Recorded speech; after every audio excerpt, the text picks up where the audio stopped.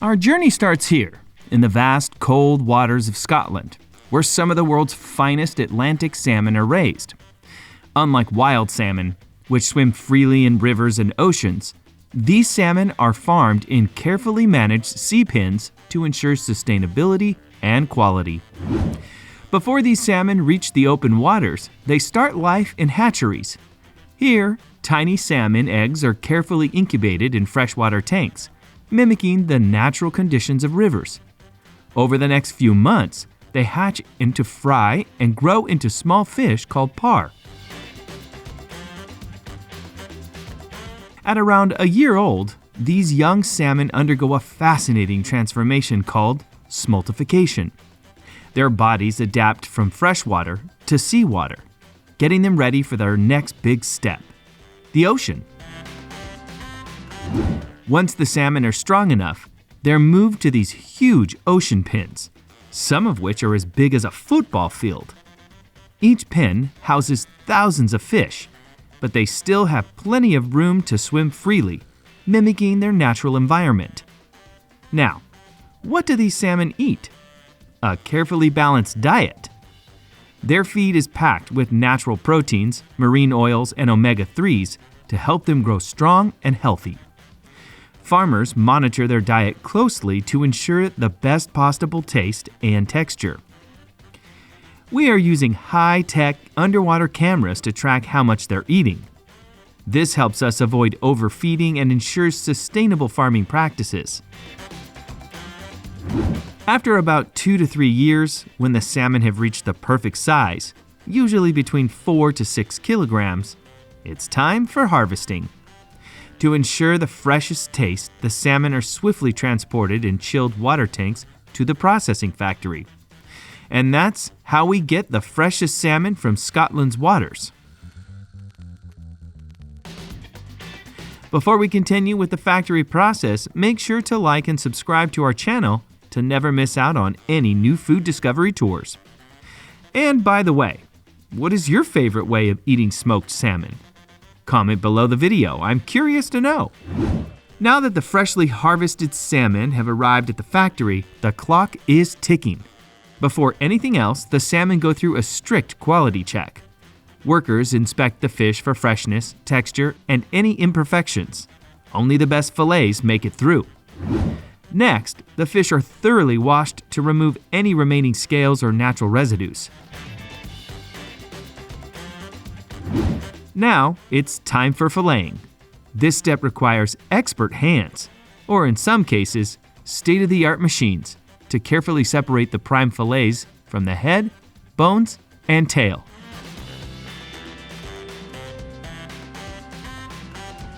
Some premium brands still use traditional hand filleting methods for the best texture and control, but many factories now use automated filleting machines that can process hundreds of fish per hour with pinpoint accuracy. Once bone-free, the fillets are trimmed to uniform size, ready for the next crucial step: curing. But why cure the salmon? Curing does 3 important things. Number 1, it removes excess moisture, giving the fish that perfect firm yet tender texture. Number 2, it intensifies the natural flavor, making the salmon richer and more savory. Number 3, it acts as a natural preservative, preventing spoilage and ensuring a longer shelf life. The fillets are coated with a carefully balanced blend of salt and sugar. The exact ratio varies from brand to brand.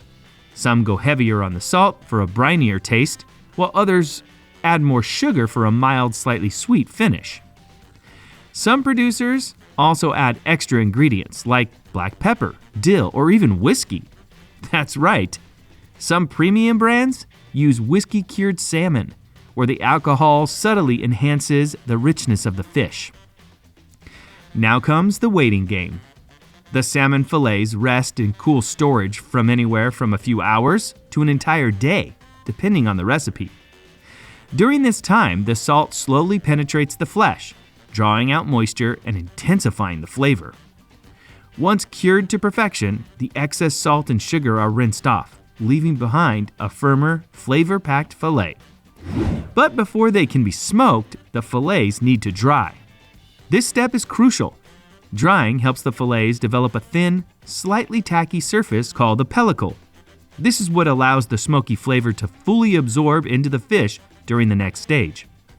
And now, our salmon fillets are fully prepped and ready for the most exciting part: cold smoking. Cold smoking is the secret behind that smooth, delicate texture and rich, smoky taste we all love in smoked salmon. But what exactly happens in these smoking chambers? Let's take a closer look. Unlike hot smoking, where fish is cooked at high temperatures, cold smoking happens at a much lower temperature, usually between 20 to 30 degrees Celsius, 68 to 86 degrees Fahrenheit. Instead of cooking the salmon, this process slowly infuses the fillets with aromatic smoke over several hours, preserving their silky, raw-like texture while adding deep, smoky complexity. There are two main ways to smoke salmon: traditional smokehouses and modern industrial smoking chambers. Traditional smokehouses, still used by some artisanal producers, rely on natural airflow and slow-burning wood fires. This method can take up to 24 hours and creates a more intense, complex, smoky flavor. Most large-scale producers use advanced smoking chambers where every aspect, temperature, humidity, and smoke density is carefully controlled for consistent results. This ensures that every fillet comes out with the same delicate, even smoky taste. But where does the smoke come from? The secret lies in the wood chips. Different types of wood produce different flavors. As the wood chips smolder, not burn, cool, flavorful smoke fills the chamber and slowly seeps into the salmon fillets. Once the smoking is complete, every batch is carefully checked for color, texture, and aroma. The ideal smoked salmon should have a slightly translucent, silky appearance with a light golden sheen from the smoke. Now that our salmon is perfectly smoked, it's time for the final step: precision slicing and packaging. Some high-end brands still use hand slicing for that delicate artisanal touch, while others use high-tech machines for precision cuts.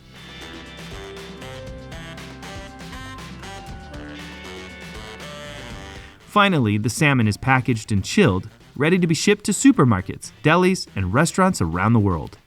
And there you have it, the journey from Scottish waters to your plate.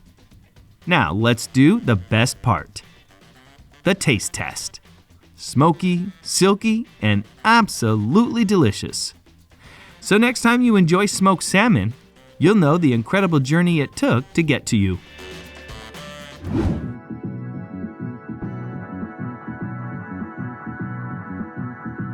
Hey there, food lovers! Have you ever wondered how your favorite bagel gets made? From the moment the wheat is harvested in the fields to the delicious golden brown bagel that you grab on your morning run, it's an impressive journey of science, tradition, and of course, great taste. If you're new here, make sure to hit that subscribe button and turn on notifications so you never miss an exciting culinary journey. To truly appreciate the bagel, we need to go back centuries. The story of the bagel begins in Eastern Europe, specifically in Poland, during the 17th century. It's believed that the bagel was first created as a tribute to the King of Poland, Jan III Sobieski, after his victory over the Ottoman Turks in 1683. The shape of the bagel, a perfect ring, was said to symbolize the stirrup of a horse, a nod to the king's military prowess. As Jewish communities spread throughout Europe, so did the bagel. It became a staple in Jewish bakeries across the continent. But it wasn't until the early 1900s that the bagel made its way to America, brought over by Jewish immigrants who settled in New York City. In the 1920s, bagels became a street food sensation in the city's Lower East Side. But how do factories today make such consistent, delicious bagels on such a large scale? Everything starts with the wheat. The flour that forms the base of every great bagel begins in the field. Farmers harvest specific strains of wheat that are high in protein and gluten, two key components needed for that classic bagel chewiness. Once harvested, the wheat is cleaned and ground into flour at the mill. This process is more detailed than it sounds. The wheat is carefully sorted to remove any debris, then milled into fine flour that is ideal for bagels. It's important to get the protein content just right, as this affects the dough's structure and elasticity. Then, the flour is transported to the bagel factory where the real magic is happening. In a bagel factory, dough is created in massive mixers designed to handle large batches. First, flour is poured into the mixer. Flour is the foundation, but it's not the only ingredient. To make the dough, factories add a precise mix of water, yeast, salt, and sweeteners like barley malt syrup.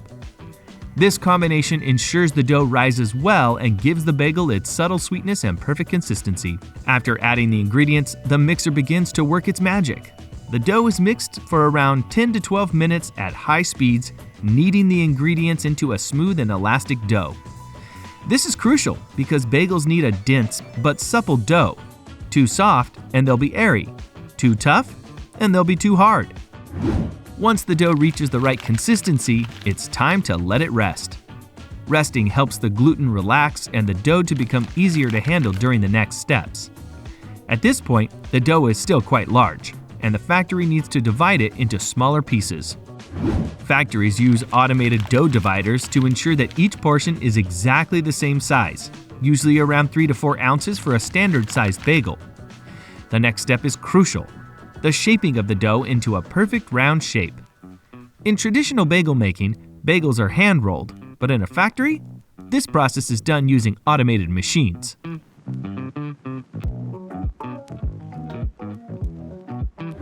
Now, here's a step that sets bagels apart from most other bread products: the boiling process. After the dough is shaped, it's time to give it the signature dense, chewy texture that makes bagels so unique. Bagels are boiled briefly in water before baking. In most factories, the water is heated to just under boiling temperature, typically around 205 to 210 degrees Fahrenheit, 96 to 99 degrees Celsius. Sometimes, a small amount of baking soda is added to the water to help the bagels develop that golden brown, glossy crust when baked. The boiling process causes the bagels to puff up, creating the chewy exterior and slightly soft interior that we all know and love. Once they're done boiling, the bagels are carefully lifted out of the water and drained before they head to the next stage. Next up, baking. The boiled bagels are now ready to go into the oven. But not just any oven, a special type of oven known as a conveyor belt oven. This system allows for continuous production, with bagels traveling through the oven on a belt for a consistent, evenly baked result. Bagels are baked at high temperatures, usually between 450 and 475 degrees Fahrenheit, 232 to 246 degrees Celsius, for about 10 to 12 minutes. As they bake, they undergo a magical transformation. The outside becomes crispy and golden, while the inside remains soft and chewy. The conveyor belt moves at just the right pace to ensure every bagel gets the perfect amount of heat. And, unlike regular bread, bagels retain their moisture and thickness due to that critical boiling step. When they come out of the oven, these bagels are perfectly baked with that signature glossy golden brown crust. Some bagels are left plain, but many bagels are topped with delicious additions, whether it's sesame seeds, poppy seeds, everything seasoning, or other flavorings. At this point, bagels are either manually or automatically topped with seeds, onions, or other flavorings. This step is crucial because it's not just about taste, it's about creating the visual appeal that makes each bagel so recognizable. Some bagels also receive a light glaze of sugar syrup to add a subtle shine and sweetness to the crust. Once the bagels are fully baked, topped, and glazed, it's time to prepare them for packaging. Bagels are carefully arranged in packaging trays or bags. Depending on the factory, bagels may be packaged by hand or with automated machines. Some factories also offer pre-sliced bagels for customer convenience. After packaging, the bagels are sealed tightly to preserve their freshness. Some factories even use nitrogen to flush out the oxygen in the packaging, which helps extend shelf life without the need for preservatives. Once packaged, the bagels are ready for distribution. They are loaded onto pallets, shipped out, and sent to stores and bakeries, ready to be enjoyed by bagel lovers everywhere. And there you have it. From the fields where the best wheat is harvested, to the dough mixing, and finally the packaging, this is how bagels are made in a factory. While the process may seem automated, it's important to remember that every bagel is crafted with care, to deliver that perfect combination of texture, flavor, and freshness. Whether you like them toasted with cream cheese or piled high with smoked salmon and onions, every bagel begins with these simple yet crucial steps. So the next time you grab a bagel, you'll have a deeper appreciation for the artistry and precision that goes into making these delicious treats. Thanks for joining us today at Factory View. And if you enjoyed this behind-the-scenes look at bagel making, don't forget to like, subscribe, and hit the bell for more fascinating food production videos.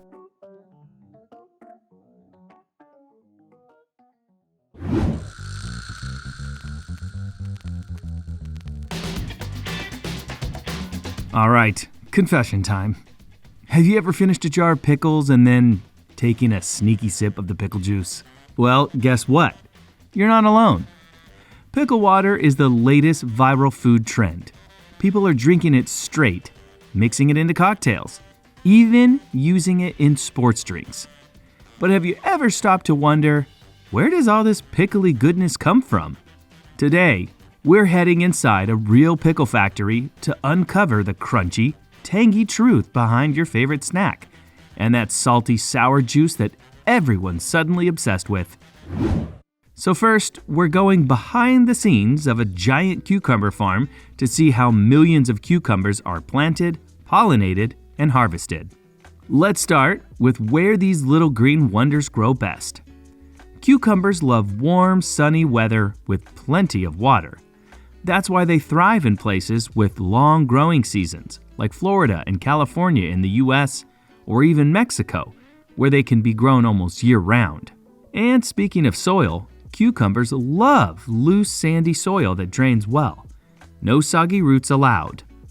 Let's talk about how we plant these babies. Because when you're growing cucumbers on a large scale, you don't just sprinkle seeds by hand. These GPS-guided tractors plant thousands of seeds with perfect precision, spacing them exactly 12 to 24 inches apart. Why? So each plant has enough room to spread out and soak up the sun. Once the plants start flowering, it's time for nature's magic trick, pollination. Cucumbers can't grow without it, and our little bee buddies are here to help. That's right. Many large farms actually bring in beehives to make sure every flower gets pollinated. No bees, no cucumbers. Once pollinated, baby cucumbers start growing, and fast. Some can grow an inch per day. Cucumbers are over 95% water, so they need lots of hydration. But instead of just dumping water everywhere, large farms use smart irrigation systems to give each plant exactly what it needs. No more, no less.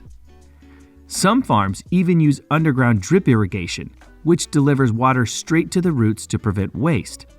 Smart, right? And now, the moment we've all been waiting for. Harvest time. When cucumbers are the perfect size, usually 3 to 6 inches long, it's go time. For large-scale farming, we don't pick cucumbers by hand. Instead, we use giant harvesting machines that roll through the fields, using cameras and sensors to identify, grab, and gently pluck the best cucumbers at lightning speed. Once harvested, cucumbers take a road trip to sorting facilities. Here, machines scan and sort them. Big ones go to the supermarkets. Small ones head to pickle factories, and any that don't meet the mark get turned into compost or cattle feed. Nothing goes to waste. But we're here to talk about pickles. So let's head over to the pickle factory. Before we continue, I'd kindly ask you for a favor. We are putting our utmost effort into the videos for you, and your support is crucial for the growth of our channel. We would love to create more fascinating food discovery videos for you, so please like our videos and subscribe to our channel. And it all starts with, drum roll please, a serious bath. These cucumbers go through high-powered water jets, scrubbing brushes, and sometimes even an air bubble wash to get rid of dirt and debris. Because nobody, and I mean nobody, wants a dirty pickle. Next, the cucumbers are sorted. Big ones, small ones, are perfectly categorized for different types of pickles. Some even get a little trim or tiny holes poked in them to help soak up the brine better. Alright, now for the fun part, brining. This is where cucumbers turn into pickles. And guess what? There are 2 ways to do it. Option number 1, fermentation, the classic old school way. The cucumbers are soaked in big vats of saltwater brine, where natural bacteria go to work. Over several weeks, these bacteria break down sugars in the cucumbers, creating lactic acid, which acts as a natural preservative. The result? That delicious, sour, deli-style pickle we all love. Option number 2, quick pickling, the fast and furious method. Instead of fermenting, these cucumbers take a vinegar bath packed with garlic, dill, mustard seeds, and sometimes a little sugar. The acid from the vinegar does all the preserving, meaning they're ready to eat in just a few days. Which type do you love more? Fermented or quick pickled? Tell me in the comments. I'm curious to know. It's time to pack them up. Each jar gets a lid, a label, and a final quality check to make sure they're ready for store shelves.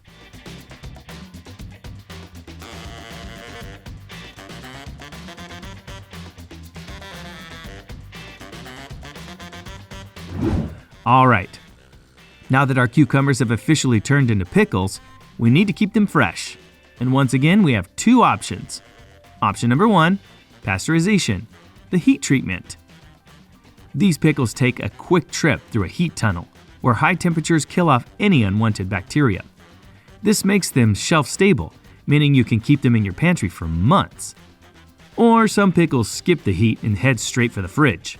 This keeps them super crisp and fresh, perfect for those who love that just-made crunch.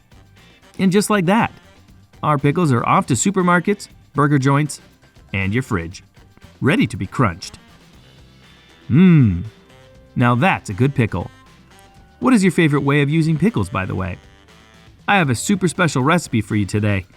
It's a special hack to take your grilled cheese to the next level by adding fried pickles. Yep, crispy, tangy, cheesy goodness all in one bite. This is the ultimate comfort food, and I promise once you try it, there's no going back. Look at that cheese pull. First, we need some good old dill pickles. Pat them dry because we don't want a soggy sandwich. Now we're giving these pickles a glow up. First, coat them in flour, then dip into the egg, and finally, cover them in these crispy seasoned breadcrumbs. Fry them up until they're golden brown and crispy. This is where the magic happens. Now let's talk grilled cheese. Butter one side of your bread, because let's be honest, butter is what makes grilled cheese grilled. Next, load it up with shredded cheddar and those crispy pickles. Cook this beauty on medium heat for about 2 to 3 minutes per side. Press it down a little. This helps everything melt together perfectly. Okay, let's see that cheese pull.